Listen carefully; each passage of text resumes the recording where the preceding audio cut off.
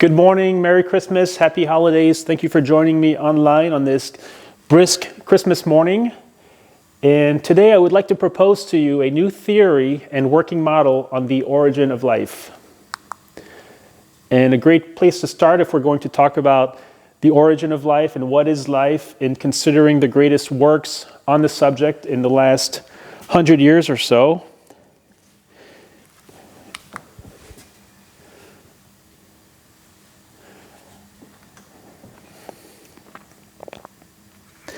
See what I did there? Most of you were probably thinking I was referring to, of course, What is Life by Erwin Schrödinger in 1943, which also involved a very famous cat in one of his famous thought experiments.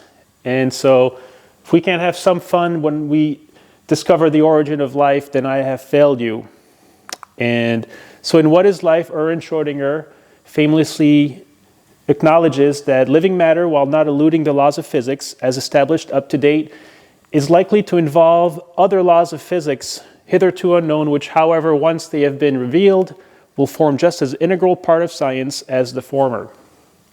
Now, we don't really know what all that means, maybe, but he does mention physics twice in that short statement, and that we're going to be discovering new things, so it seems like a good direction and starting point to go. And so why don't we go ahead and maybe agree on some things that we would say are living, such as, of course, humans, plants, bacteria, butterflies. Things that we feel at a gut level are living. They're beautiful, they're complex. Non-living would be things as rocks, mostly anything on this table. Things that are inanimate, things that kind of just sit there would be non-living things.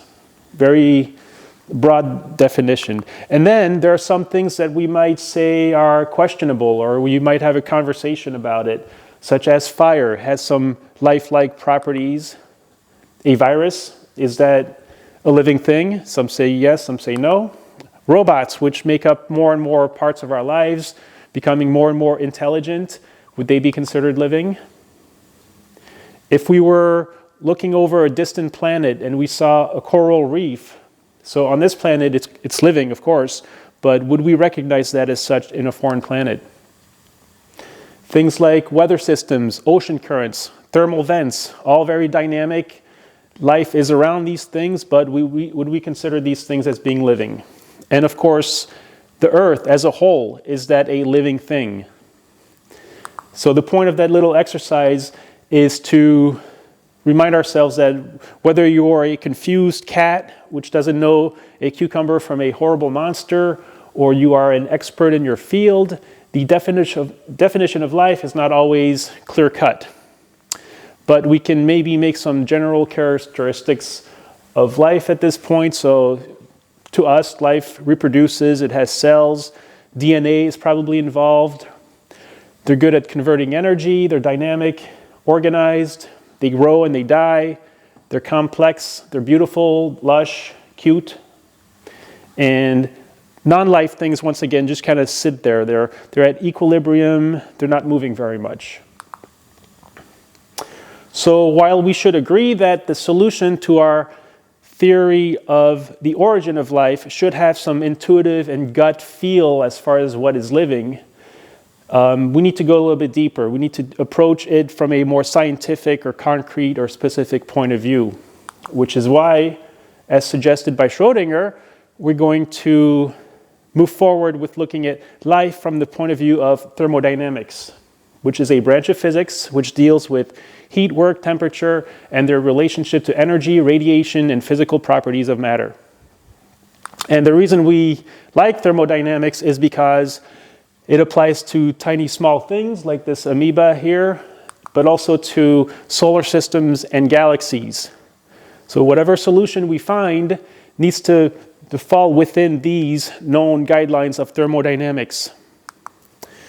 What we're going to do essentially, we're going to put on our detective hat and pretend we're in some old detective TV or movie where we're going to follow the energy, much like we would follow the money in trying to solve a crime.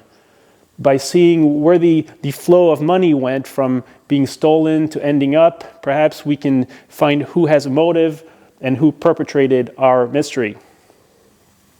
Similarly, when NASA looks for life in other planets, they would follow the water. It's a good indicator as to where it might lead us. So, thermodynamics, there are certain rules or laws that we must follow, and we'll just have two today, two very basic ones. The first one is that we can't create or destroy matter or stuff. We can only transfer energy from one form to another. So no magic allowed, okay? We can't magically have life appear out of nowhere. We need to be scientific about it. Rule number 2, clean up your room, right? Entropy. It's a more abstract and mysterious concept. The idea that the whole universe is going from order to disorder. It's currently not at equilibrium. It's trying to reach equilibrium by dissipating itself, by having everything go from a more ordered state to a less ordered state. There's a forward movement in time, going from more order to less order. And in the end, but don't worry, it won't be for trillions and trillions of years away, everything will look the same and be dissipated evenly, and even time will not really be a thing because there's nothing to compare anything else to even have time being a concept. So we're going out there, folks. And so entropy is the dissipation from hot to cold, whether it's a cup of coffee to the sun or anything else. Hot to cold is the natural order of things. So we may have hit our first snag because on the one hand we said life is lush, beautiful, complex, living, dynamic, and yet the rule of the universe is that we're going towards disorder, more entropy. So what do? Do we give up at this point? It seems like a paradox that may not be surmountable. But no, it's our first day on the job. We want to impress the boss, our detective. And this parent paradox of entropy and life, we actually feel that they're very intimately related. So we're going to lean into the entropy and see what we can learn from it. Discover the mystery. So living things, what do? We consume. We eat hamburgers or Impossible burgers, and apparently turtles like to eat strawberries. And plants, they take in the useful photons from the sun and build things and produce energy. And so we work, we produce heat. In fact, we work and produce heat and entropy more so than we've taken in. So essentially, we're entropy creating machines. And so this isn't new. This isn't the big revelation here today. From the beginning of studies in entropy, from who might be considered the father of entropy, Rudolf Clausius, to Gibbs free energy in 1873, Boltzmann in 1875, Henry Adams, 1910, Schrödinger in 1944, would all agree that this is what's going on. We don't know yet why or how it's happening, but we can tell that these pockets of order, such as life, exist because they're able to exude more entropy and dissipation than without them. I think it's an important point. And so our first clue or general statement that we're going to make today is that life is a complex, ordered way of converting useful energy into heat. In fact, more so than if we were not there. And at this time, I'd like to do a little thought exercise. And let's go ahead and zoom out of the Earth. Let's pretend we're alien spaceships and we're looking at the planet Earth to get a better idea of what life and entropy over the history of the Earth has looked like. So we're going to start with our Earth right here. So the Earth and the Sun, the solar system, has been around for about 4.5 billion years. Life, we have found evidence of life since 3.8 billion years. And during all this time, the sun has been producing heat at a rate of 173,000 terawatts every single day.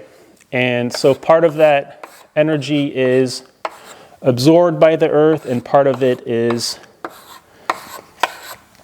reflected from the planet. And that would produce a certain amount of entropy. So all that energy being absorbed and reflected produces some entropy. With life, as we've established, so for the last, let's say, 3.8 billion years, the entropy of the universe has increased also, but in fact, much more than if life had not been there. So we're saying that as a result of life, we've had entropy in the universe go up for 3.8 billion years. And the point I'd like to bring home here is that if we were to say, suggest that possibly there could not have been life on Earth, that it feels like it could be that there had been no, let's say if we look at this Miller-Urey experiment here, where the idea is to have that primordial soup under the right temperatures and conditions, so no life, and then we introduce a lightning bolt, say, to it, and then life would emerge, right? That's kind of the idea there, the old thinking of possibly where life came from. And so it would be preposterous to suggest a possible timeline pathway where there would have been no life and less entropy in the universe. It would be like knocking on Mother Entropy's door and saying, you know, I was thinking that life seems kind of fragile. It may or may not have occurred if this lightning bolt hadn't occurred. And so I'd like to suggest a possible pathway of the timeline of Earth where there had been no life. Oh, and by the way, there would have been less entropy as a result. The entropy would slam the door in our face, and it's ridiculous. And we started out this lecture with only two rules. One is that we can't create matter out of thin air, and the other one is that we have to go in the flow of higher entropy. So that's maybe a subtle point that I want to bring home, that in conclusion to that, we're saying that life did not appear one of a million chance, as a one-off, as a lucky strike. Life is built in. It's much more robust than that. It's our gut feeling now, but hopefully we're going to prove it today. So moving along in our investigation, we would like to, let's take a look at where we do find life. So as a lot of us know, the Earth lies in what's called the habitable zone in our solar system. So Goldilocks, right? Not too close, not too far from the sun, from that heat source. And the Earth being in that habitable zone is very active. A lot of reactions happening. There's liquid water. It's at the right temperature. And let's go ahead and look at what would happen if the same Earth was in a different position in our solar system as it relates to entropy. So if entropy had its way, everything would be dissipated and consumed in the shortest amount of time. And so let's say the Earth is very close to the sun, or even inside the sun, and that would be maximum entropy. It would be dissipated in the shortest amount of time, and there would be no life. Alternatively, if the Earth was say, closer to where Neptune is, a frozen world where really nothing's happening, and it's just kind of sitting there, no life again, very low entropy. But in that perfect zone, apparently there's stuff going on that allows life to happen. On a different scale, let's take a look at my cheese sandwich example. So similarly, if we were to maximize the entropy or the dissipation of this cheese sandwich, we would eat it, consume it right away, or throw it in a fire, and that would have optimal dissipation and maximum entropy. If we want to preserve the same sandwich, we would put it in the refrigerator or freezer, and again, no life, which is why we put it in the refrigerator, would occur. Very low entropy. But let's say we leave it on the kitchen counter, let's say in the sun for a couple of days or weeks, right? Guaranteed we're going to have life on it, life that we do not want. Same concept there. However, one might say that, well, that's not really fair because we know that mold spores exist and there's flies around that are going to produce that life. So I'm here to suggest to you, propose to you, prove to you today that life, or the mechanism of life, was built in all along in the parameters of the original Earth 4.5 billion years ago, and that's what I'm here to show you. So you might be thinking, boy, this guy is really digging himself deep on this Christmas Day making these claims. So you're going to have a good presentation one way or another, right? So let's go ahead and take a look at life again a little bit deeper. There's a certain direction and flow to life that we notice from, let's say, the evolution goes from a single cell life, maybe a paramecium or an amoeba, to complex animals like dinosaurs and humans. Always from less complex to more complex. In the lifespan of an organism, we go from baby to adult, or seeds to plants. Never the other way around. We don't really see that in non-living things, lifeless things, this flow of less complex to more complex. Similarly, if we look at the evolution of a species, so humans, let's say we've been around for 200,000 years, depending on what configuration of humans we're looking at, and not until about 6,000 to 10,000 years ago did we start to settle down and do agriculture and go from tribes to villages and cities. Each time, each step of the way, the getting together of these humans would increase the entropy, more workflows happening, more collaboration. The total output is greater than the individual of its parts. Similarly, we would invent things, right, to make things go faster, higher dissipation, higher consumption, more efficient. We started writing, we have computers. All of these inventions always go towards the increased dissipation and consumption of the organisms, the living things. Of the millions of patents and patents offices that there are out there, not once does somebody go in with a new idea saying, I did it, I invented this new car that's going to cost twice as much. It's going to be half as efficient, and it'll get you to work in twice the amount of time. It's laughable. We would never see that. And so if we look around our space, we can start seeing how things exist because on some level, they increase the entropy of the universe.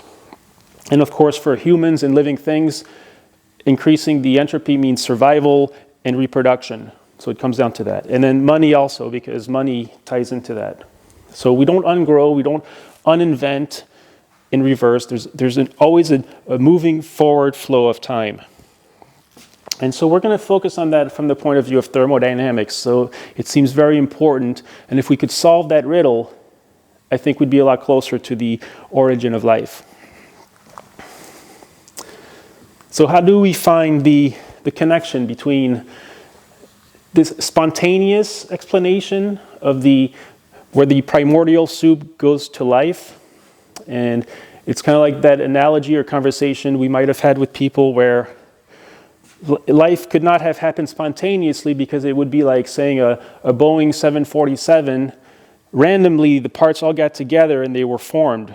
And since we know that an intelligent hand, a human in this case, was involved in that, then we ask ourselves, where is the intelligent hand that invented the human? So it's been a controversial subject and a big question for the longest time.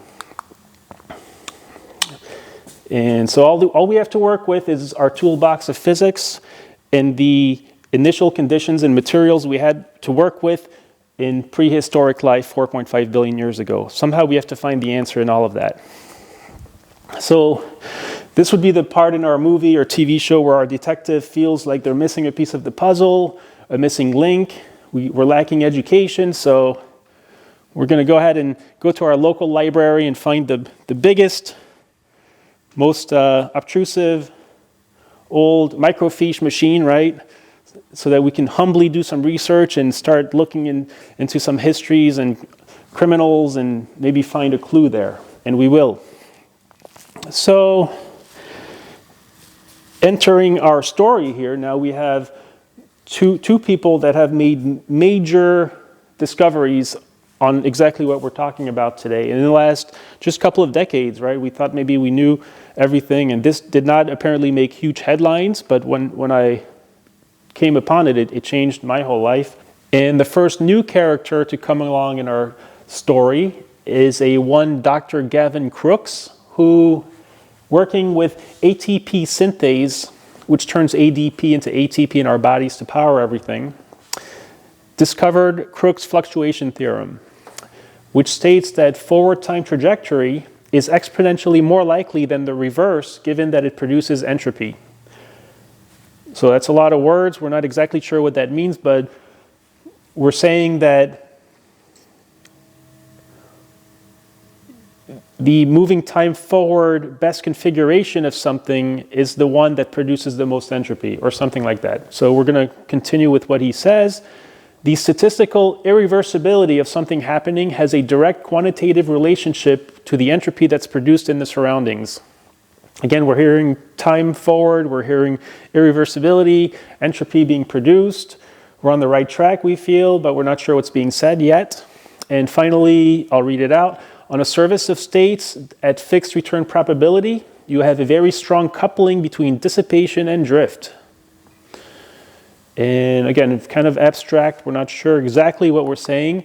So we're going to introduce our next major character in our story, one Dr. Jeremy England, who's able to take these things that we just said and correlate it back to living things and how they evolve in a direction that's more dissipative. So remember earlier we said that life seems to keep going in a flow, in a direction that increases complexity, increases entropy production somehow spontaneously or by itself without needing a hand in the process. So he equates optimal dissipation or entropy production with optimal survival and reproduction in life. This irreversibility is related to selective adaptation or non-Darwinian DNA adaptation in non-living things.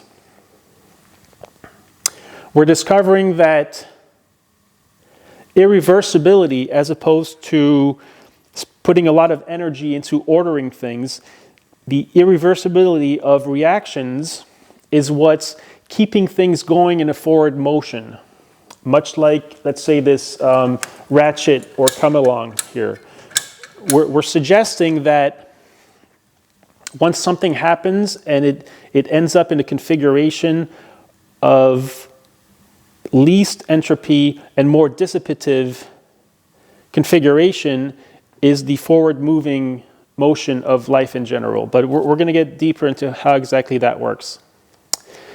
Furthermore, he says that when we're at most statistically irreversible, that arrangement is the one where we're able to absorb and dissipate the most work. So again, we're feeling this forward-moving movie of lifelike things being able to dissipate and produce more energy with time. So we're saying that they found some mechanism where this happens, which I think is completely exciting.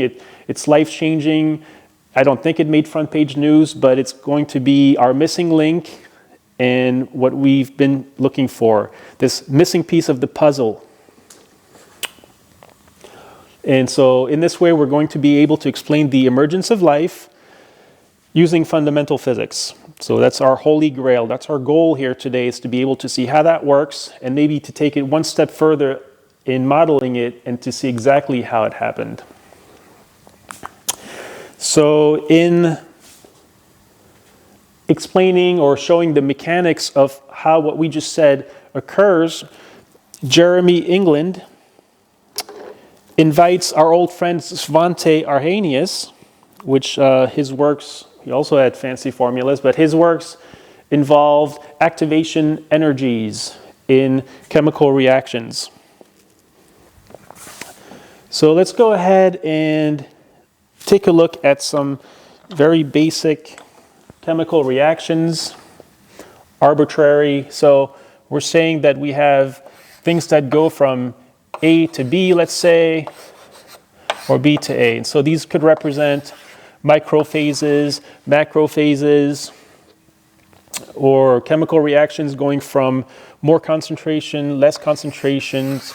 And this would be a reversible reaction at equilibrium where the certain energy or temperature of a bath combined with what is being, the energy that's being produced, we can actually know based on these parameters what the proportion or ratio of the probability of one phase or one concentration of chemical reactions would occur because they are what's called Boltzmann distributed.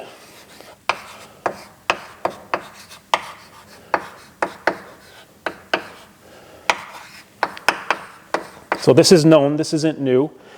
And so at equilibrium, which we touched on the fact that life is not at equilibrium, it's anything but equilibrium, it's far from equilibrium because there's a lot of dynamic things going in it.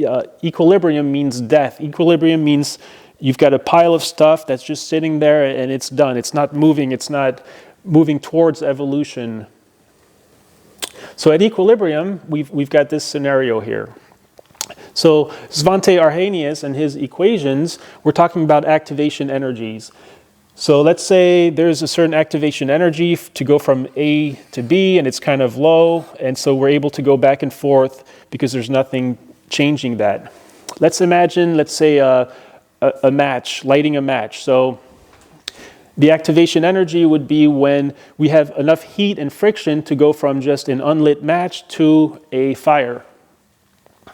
And that's a big activation energy to get over.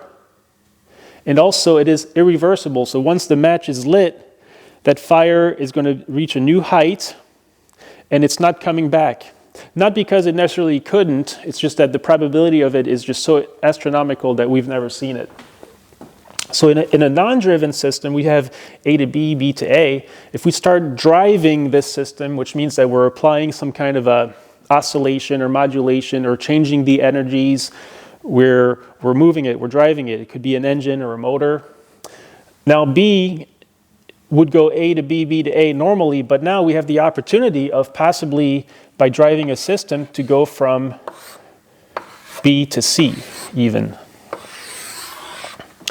But in this case, we have a high activation energy. Let's say it's the lighting of a match. So this is an unlit match going back and forth somehow. And yet, at some point, if we're able to have this activation energy, we're able to overcome this activation energy and turn into C, which in this case would be the match. So the big point that we're trying to make with Gavin Crooks and Jeremy England is that we're not saying that it's more probable that we're going to strike a match or arbitrarily hit that activation energy of anything else. But once we start oscillating things, once we start changing the energies in a system, once in a while, we're able to overcome an activation energy. So this would be the ratcheting of our system here. We're able to go over it. And the reason, and in this state, by the way, we've increased the entropy, right? The energy, the potential energy of the match has gone out, and we've hit a lower internal state of entropy, but exhumed a lot of heat and work. And the reason we stay in this state is because once that energy is released, we're not going back here to be. It's irreversible. And this is the mechanism we've been looking for. And I'm going to dwell on this. We're going to give a bunch of examples of this concept, how that works, where we're saying that because if we're driving things, we're pumping it full of energy, we're doing stuff to it. There's thermal vents and ocean currents and winds in primordial Earth, and there's a lot going on. And the reasoning we are ratcheting ourselves towards a state of producing more and more entropy is because as we hit new activation energies, we're not going back. And the end state, the state that's going more and more towards a living thing, is the one that stays because it's not going back, because we've produced all of this entropy. This is mind-boggling stuff to me, and it was that holy grail, that missing link that we've been looking for, in my humble opinion. Maybe not so humble opinion. But this gives us the opportunity that we have A, B, now we might go to C. Now this gives the opportunity to go from C to D with a new activation energy, a new set of parameters, where now we're stuck in C, right? There's this big activation energy, but everything's moving around with everything going on. And once in a while, not always, not most probably, but once in a while, we do go over this hump where new energy, new configuration is producing more entropy and it's not coming back. And that is why we see arrangements all around us that are as they are, because they're not going back. We have that forward moving motion of entropy. So that's the idea that we're moving forward with. And it's so huge in my opinion that I'm going to attempt to give practical, human, everyday examples of where we might see this. So I'll start with a vending machine example. So most of the time we put our money in the vending machine and our bag of chips falls. 95% of the time, maybe 5% of the time it does not fall. So at this point we have a choice. We can either put in more money and hopefully get 2 bags of chips, or we can apply a field to the vending machine, right? With our fists and with our bodies, we can bang into it, and maybe at some point we hit that activation energy where the bag of chips falls. And at that point, it doesn't fall back up. It's done. The reaction's finished because we applied a field to it. Another example would be, let's say you have a big jar or bag of change that you would like to turn into cash. So you go to this machine at Walmart or whatever, and you dump your jar of change onto this tray, and you sit back and watch, and nothing happens. It just sits there until we apply a field to it. In this case, we're moving the platform back and forth, and there's this wheel that's turning with different size slots in it. And as that happens, as this modulation, oscillation occurs, these applied fields, the coins find their correct spot. They lower their internal energy to a state of lower entropy where they're neatly stacked piles. And as a result, all the energy gets turned to kinetic energy, different forms of heat and work. So now we have the optimal configuration being a very ordered state and maximum entropy. And the coins are not going back. So that's another example of what we're talking about here, this ratcheting, this going in a direction of higher dissipation, higher entropy, and as a side effect, having created order. Another example, as we try to relate this to everyday activities, let's say you've loaded up your pickup truck after a garage sale or a flea market, and it's full of furniture and different items, and you want to make sure it doesn't fall off to the road as you drive. So you tie it down nice and tight. You can even use ratchets. And you might make it home, or you might stop a few miles in and check on your cargo and realize that, wow, you could tighten it up a little bit more, because with the applied fields of the road and the suspension and things happening to all these things, we've hit naturally lower states where increased work and dissipation is the output, but we've gotten to a lower, more ordered state, to the tune where now we can actually ratchet it up a little bit more and tighten it down a little bit more. Another example would be if you've ever heard of a sushi conveyor belt restaurant. And so when we look at this, we've got people sitting down and there's a conveyor belt with food on it that people can grab. Now, if we were at equilibrium and not driving the system, you'd have all these people sitting down and the conveyor belt would be just sitting there.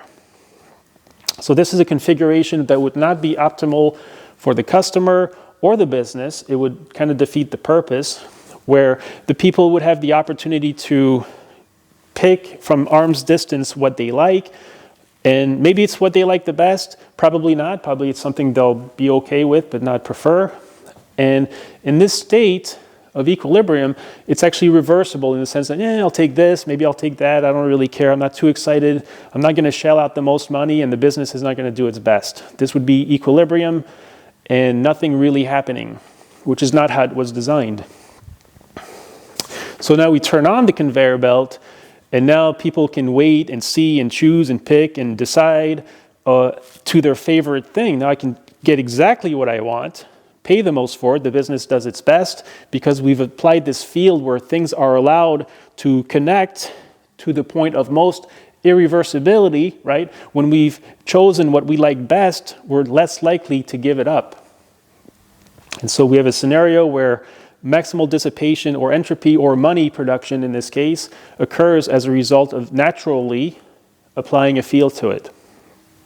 So I hope this is starting to make connections and sink in. We're seeing a trend here towards applying a field. Again, we're shaking it up. We're moving things. And when we do, things are happening in the sense that maximum entropy is naturally occurring and not coming back from.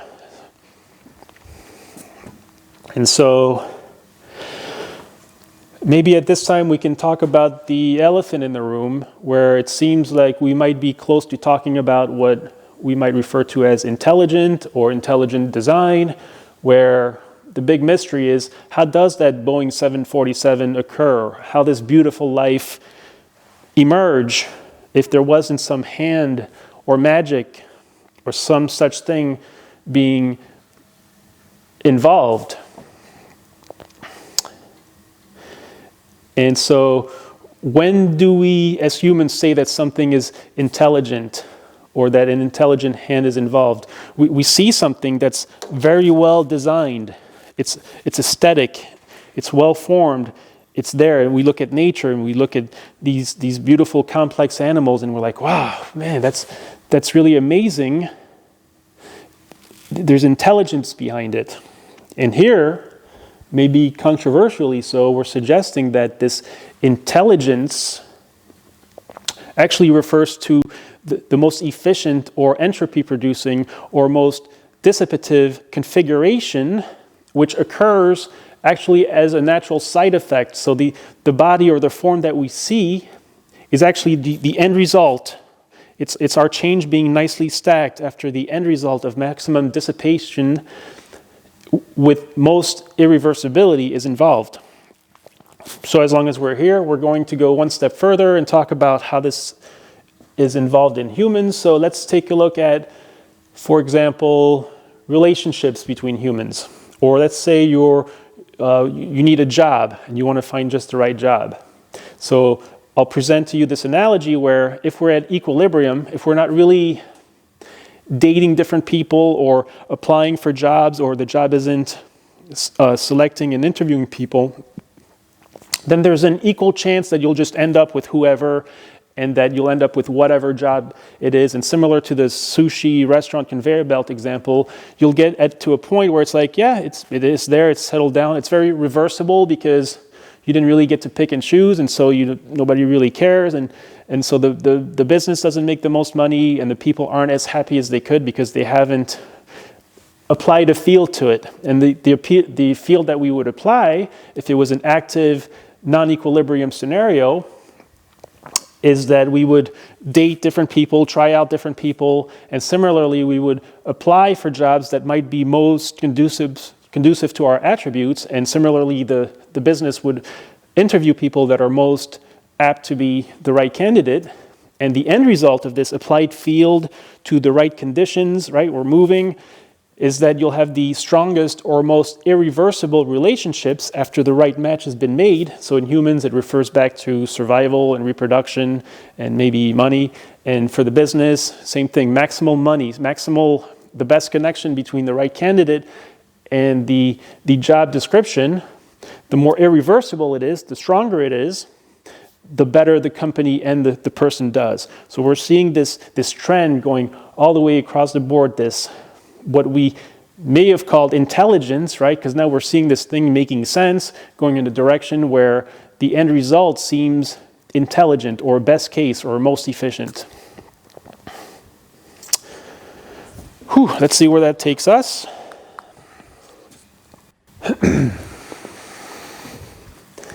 So our goal now, our challenge, is to be able to model or demonstrate how what we've learned today could show the origin of life using the pre-life parameters of Earth in a way that's we can go full circle with it. So one way would be to demonstrate with computer modeling. I'm sure people have tried that or have done it to some extent. I don't have that resource here. So what I set out to do is design and build miniature micro robots that would represent the simplest form of life possible, which would be an A and B switch that is reactive to different modulations or sources of energy. So the way these are built, so I came up with these little guys called arbitrary dissipative automatons machined as non-Darwinian evolving virtual engines. And maybe I should shorten the name or come up with some witty acronym. Maybe you guys can help me in the comments below. And these, the reason I've chosen this configuration is that they're made out of two materials only. One is 3D printing filament, and the other is a special metal alloy called nitinol that has the properties of superelasticity and shape memory. As a side note, it is rumored that this metal was found around 1947 in New Mexico near Roswell, but that's just a fun rumor. I don't think that's really true. The idea is to combine these two materials in such a way that the applied field of energy given it allows the metal to come to its super elastic shape memory form, and when that energy is released, then we can have the 3D printing filament take its original shape in order to have an A-B switch configuration.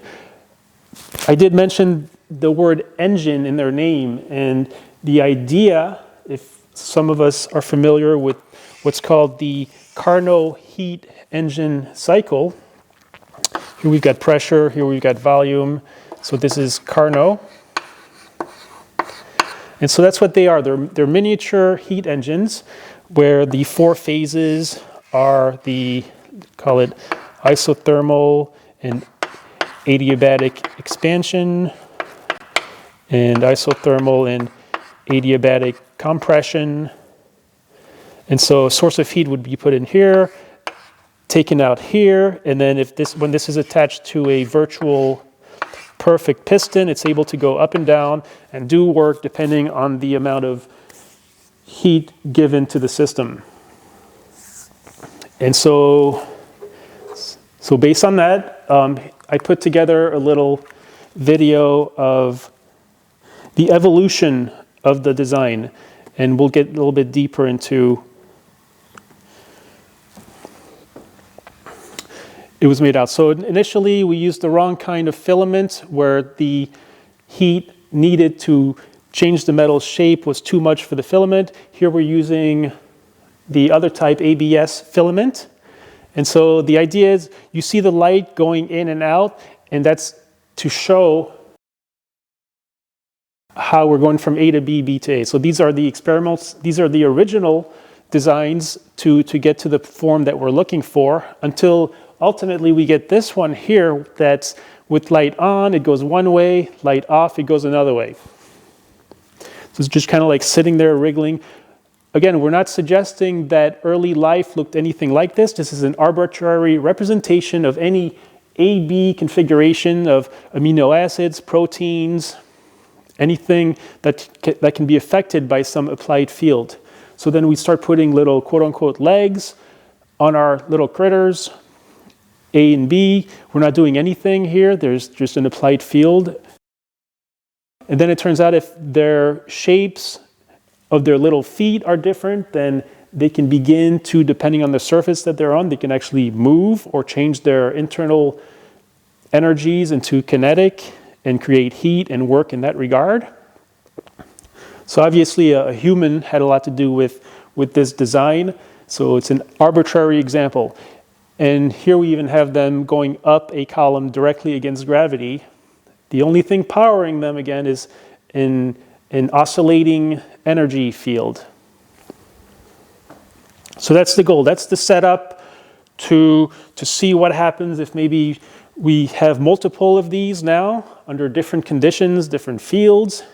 And what do you do when you're in a pandemic and locked up and you have a lot of time? You build many of them and then you race them.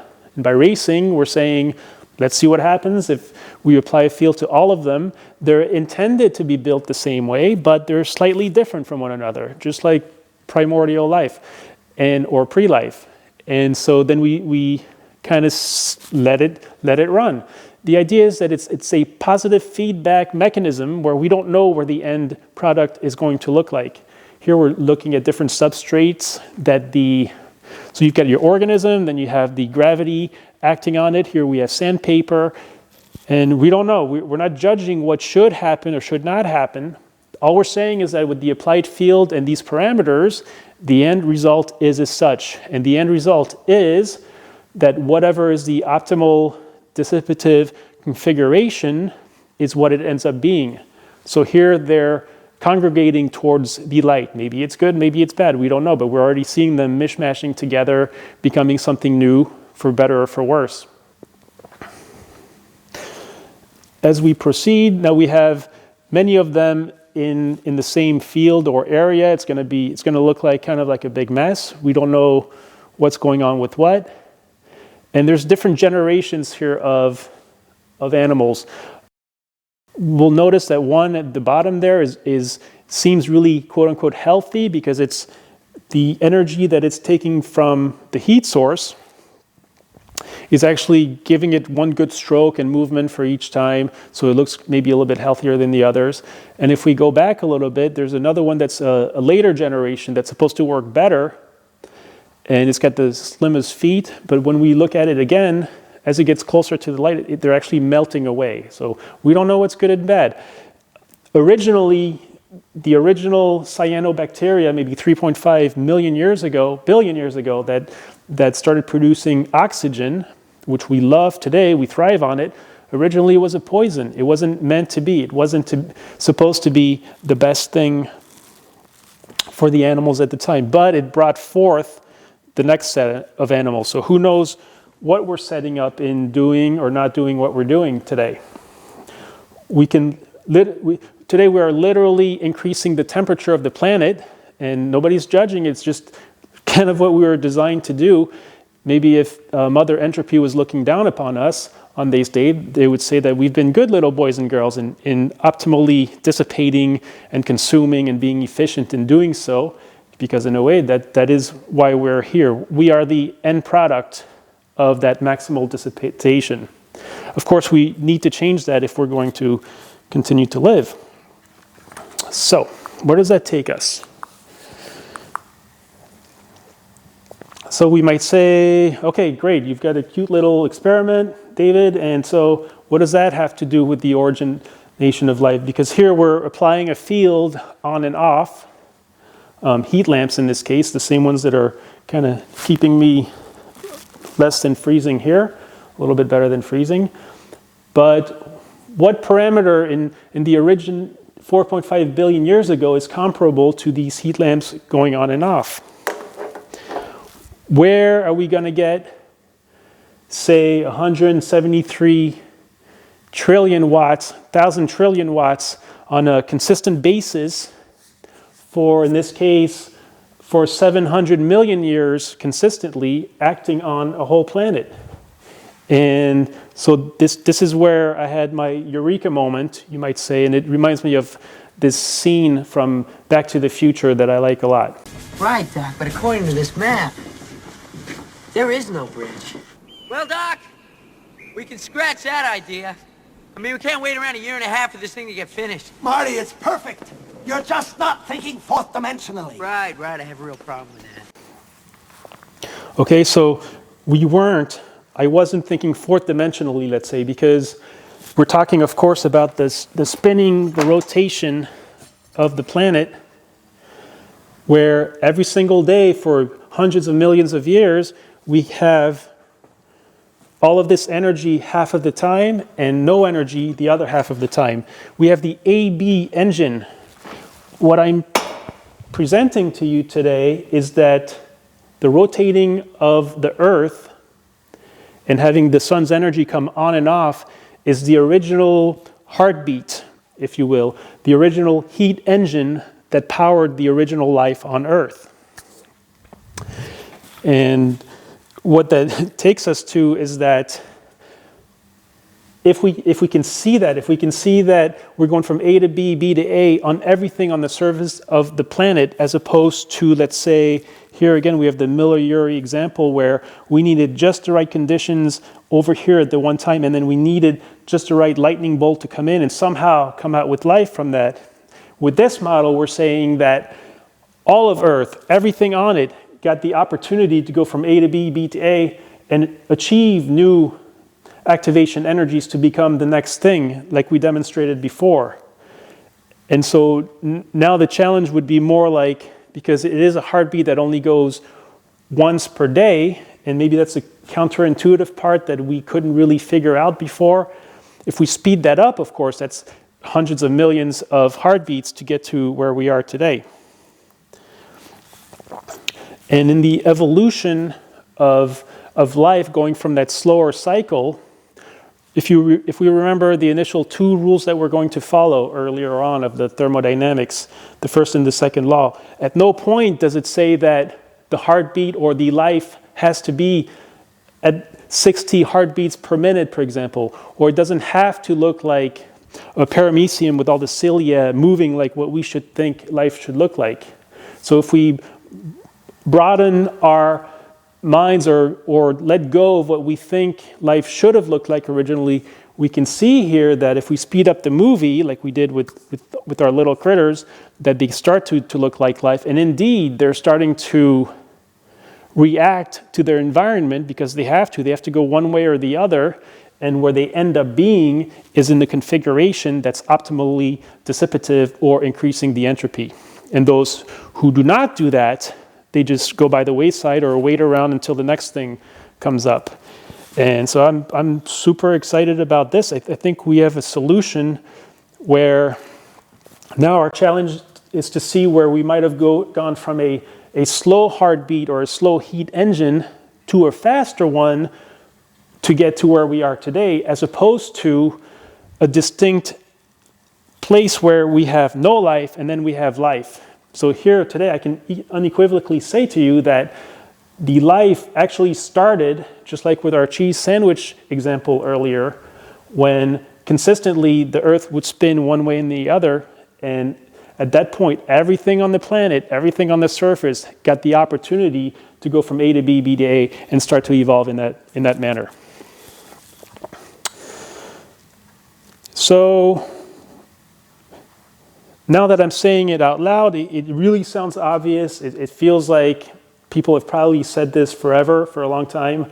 Honestly, I looked it up as I was working on this. At no point does it say that the planet is somewhat of an engine with all the currents and the heat vents and the weather patterns, but not in the sense that the A and B heat engine configuration would have kick-started life, if you will.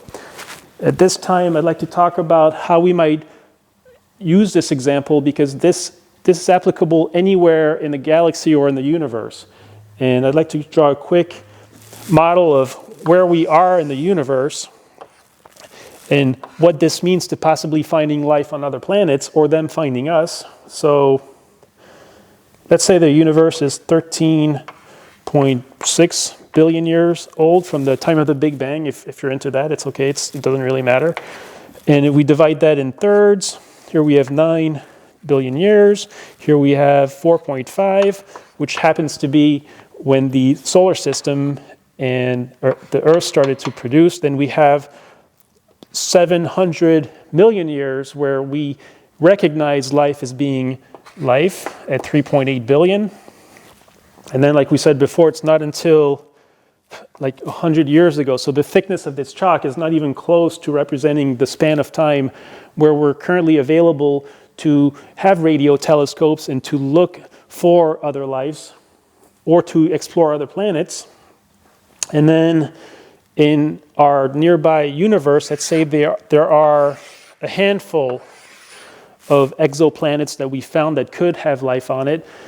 Oh, by the way, we're confident now that there are trillions and trillions of exoplanets out there, or planets that could have life on them. And in fact, there are more than maybe there are grains of sand on the planet Earth. But anyway, the challenge, though, is, first of all, there's only about a handful of such planets that are within 5 to 10 light years of travel away, even if they do have life on them, which we can't travel by the speed of light yet.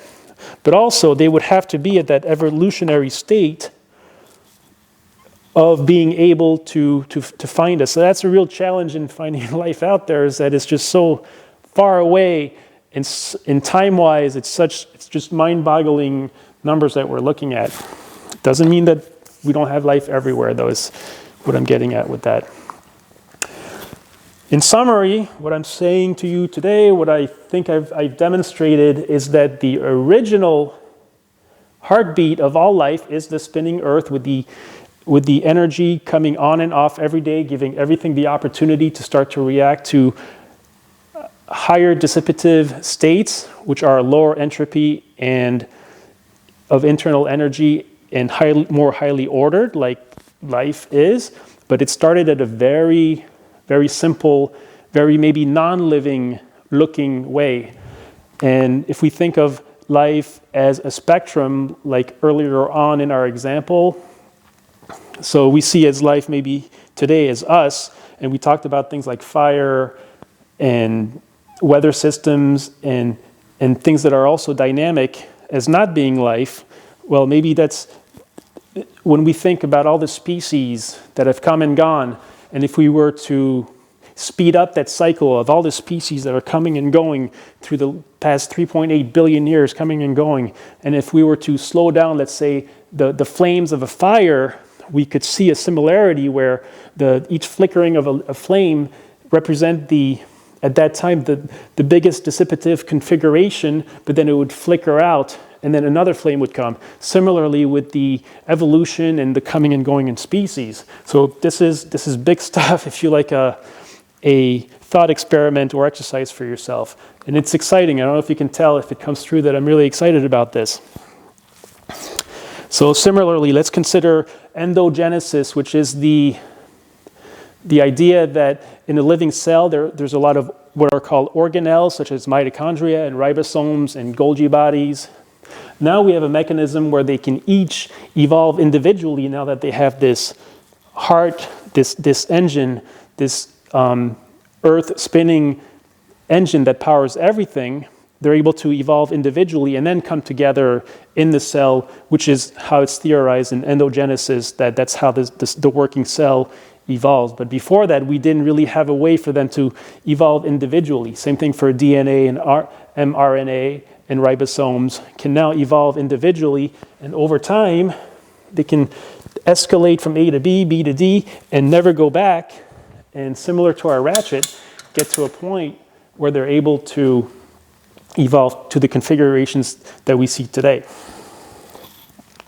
It's important to note that, similar to our little critters flying around, is that we are in a chaotic type of system, or a positive feedback machine, where we could not predict what the end result of the, let's say, the little critters moving around the space, or what life ultimately looks like after 4.5 billion years, any more than we could predict the cloud formations on top of our house a year from today. We understand that there will be probably clouds over our house a year from today, but we can't know exactly what they would look like, or if it'll be a sunny day. This is that whole wings of a butterfly in Brazil affecting a tornado, maybe in New Orleans or something like that. So the end product is not predictable, although the idea of life is very strong. It's very much here. We're almost finished. We might be slightly almost over time. So there is a science called cymatics or kymatics, where the applied field to something is sound waves or vibrations. And I did some experiments with this with some interesting results. And the idea is to apply a sound wave to, let's say, a tin or a pie pan or a cake pan or a pie tin with sand in it. And by applying different frequencies, you get different, and I'll play a video here, of the types of organic-like configurations that we might get as a result. And there was one that struck me particularly, and it was around 1302 hertz. And it looks like this. And you may or may not remember from earlier in the presentation where we had what's called a diatom, which is an early photosynthesizing early life configuration. And if you see, there's some similarity there.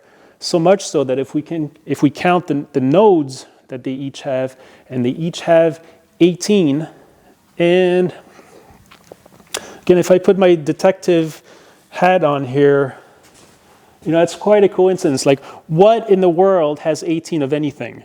So if I'm conducting an investigation here, I'm gonna hold this guy, right? I'm gonna take his passport, make sure he doesn't go anywhere. For me, this is like, wow, $500,000 are missing, and the next day somehow $500,000 appear in this guy's bank account, and so I'm gonna be asking questions. I may want to experiment and look into that. That's quite a coincidence. It's a beautiful coincidence to consider now that we're learning about applied fields and how they might affect how things ultimately are configured for optimal dissipation. This is exciting right there, and there's a lot more examples for that also.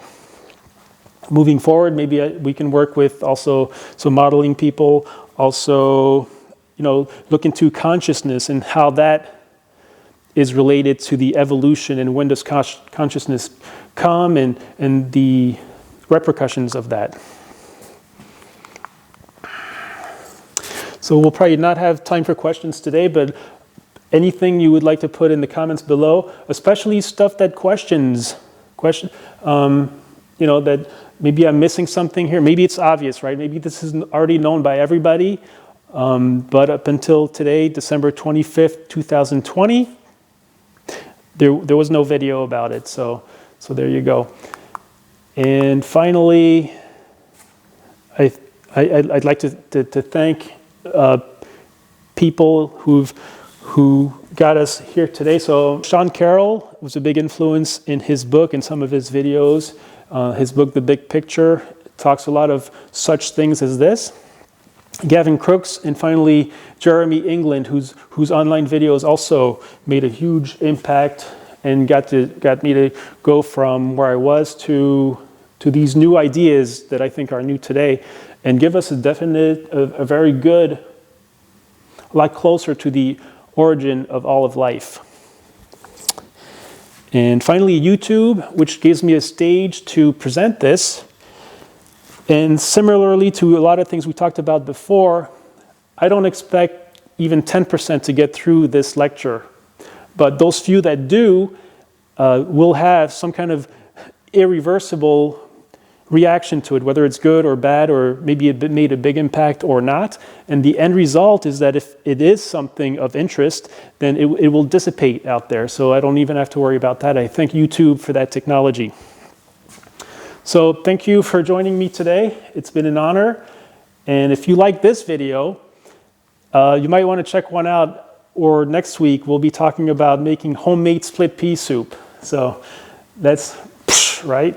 And so thank you. We will upload this right about